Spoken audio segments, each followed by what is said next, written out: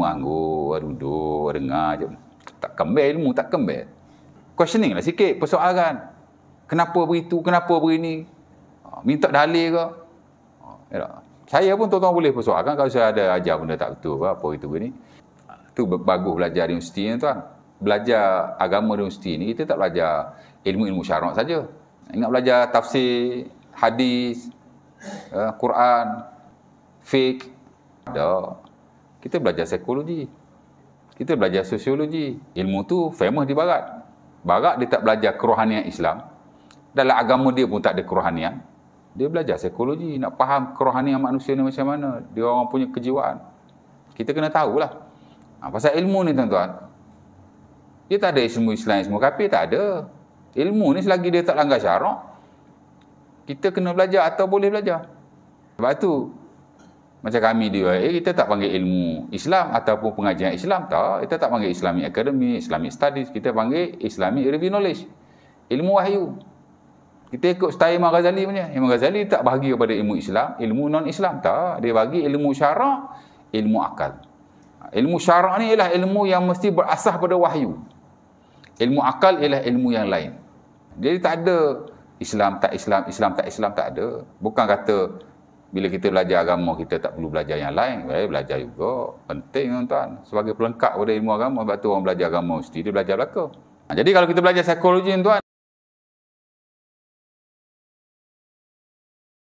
dia ada 5 tahap manusia ni. Pergolakan manusia sesama mereka lah terutamanya. Pertama dia panggil peperangan. Ni last. Peperangan. Ni dia ultimate. Manusia punya kemuncak ketidakpuasan. Peperangan. Islam tak pernah perang tuan. Jangan ingat Islam suka peperangan. Tak. Ya. La tatamannau antal qawul adu. Fa idza laqitumuhum fasbutu. Ya. Nabi sebutlah hadis Bukhari atau Muslim. Kamu jangan bercita-cita nak berperang. Jangan tahu nak berperang aja. Duk fikir nak perang. Jangan. Nabi kata. Tapi kalau kamu berperang, kamu jangan lari. Lari dosa besar. Tawalli yaumaz zahfi dia panggil kan. Dosa besar tuan. Lari daripada medan perang ni dia di kalangan 7 dosa besar yang Nabi sebut. Syirik, zina, sihir, makan riba. Perang tak mau. Tapi kalau perang, jangan lari. Yang kedua, bawa sikit. Bergaduh. Tak perang, tapi bergaduh. Fighting each other. Tak puas hati je, umur. Tak puas hati je, sepak. Tak puas hati je, tendang. Ambil action macam tu lah. Kekerasan. Itu dia panggil bergaduh. Degree bawah sikit. Tak? Lagi bawah dia panggil berbalah. Berbalah ni dia tak berperang. Memang tak berperang pun. Tapi dia tak juga bergaduh. Tapi berbalah. Kita dengan adik-beradik kita. Berperang tak. Bergaduh tak juga. Berbalah. Masa muka. Betul tak? Berbalah ni macam tu lah. Ya? Dia panggil quarreling. Bawah sikit dia panggil mempertikaikan, arguing. Tak balah tapi kita pertikai. Pengurusi surau buat satu keputusan, kita tak setuju. Kita pertikaikanlah. Jangan balah pula. Jangan jadi pasangan dia. Dan kita lantik dia. Ya tak? Tak puas hati, guna saluran yang betul. Cakap elok-elok. Ya? Betul Haji? Nak maya Haji? Relax Haji. Nak perhabis hot ni. Ya. Boleh mempertikaikan, tak ada masalah. Tapi ada adabnya, ada tata caranya. Ya. Hak rendah sekali tahu apa? Mempersoalkan, questioning. Ini bawah sikit lah. Kita tidak mempertikaikan, tapi kita mempersoalkan. Ya. Ini harus. Perang, bergaduh, balah tu tak boleh lah. Tapi kalau mempertikaikan dalam semua keadaan, is allowable, dibenarkan. Mempersoalkan lebih-lebih lagi. Boleh persoalkan. Saya pun tuan-tuan boleh persoalkan kalau saya ada ajar benda tak betul, apa itu begini. Bukan kita nak suruh angguk je belaka kan. Saya pun tuan-tuan ada satu surau tu, saya ustaz, minta maaf ustaz, saya nak minta beza pendapat dengan ustaz. Tak payah minta beza pendapat, cakap je, saya tak setuju dengan ustaz. Okey je.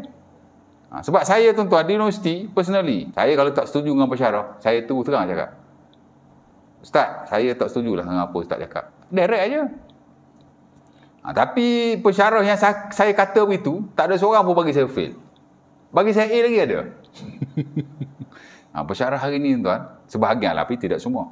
Lagi kita lawan, dia lagi suka. Saya personally pun sama. Saya suka anak murid saya bantah saya sebenarnya.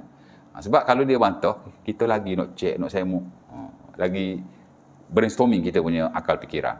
Ini kalau semua anggur, duduk, dengar je. Tak kembali ilmu, tak kembali. Questioning lah sikit persoalan. Kenapa begitu, kenapa begini? Minta dalil ke? Bantah ke? Jadi mempersoalkan tak ada masalah sama sekali. Ya? Jadi lima perkara tu. Konflik pun samalah. Konflik benda biasa kan. Hatta kalau kita lihat zaman Rasulullah pun ada konflik-konflik tertentu. Ada konflik dalam ibadah. Saya tak ada nak cerita, mungkin next time. Ada konflik dalam munakahat.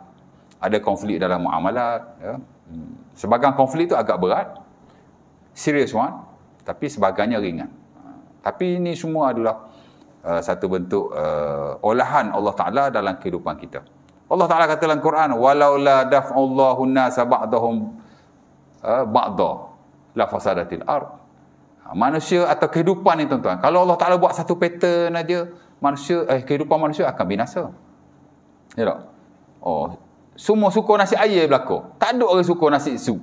Nanya tuan, tak cukup air dalam market ni. Semua suka baju kuning atau hijau belaka. Habis tu, tak boleh. Manusia kalau baik belaka, susah juga tuan. Betul tak? Ada ke dalam kehidupan kita, kita boleh imagine, manusia ni baik belaka? Ada? Tak payah buat jara. Betul tak? Tak perlu ada pemimpin kalau manusia baik belaka ni. Tapi kalau jahat belaka, lagi susah. Ya tak? Kalau manusia semua berilmu belaka, all are knowledgeable, berilmu belaka, boleh? Berebut nak jadi imam hari ni. Pak Syekh tak boleh jadi imam, Pak Syekh. Semua layak jadi imam. Ya tak? Tapi kalau seorang pun tak ada yang reti, jahil belaka, siapa nak jadi imam? Ya tak? Manusia kalau cerdik belaka, susah kot tuan. Ya tak? Tapi kalau bodoh belaka, lagi susah dunia ni. Ya tak?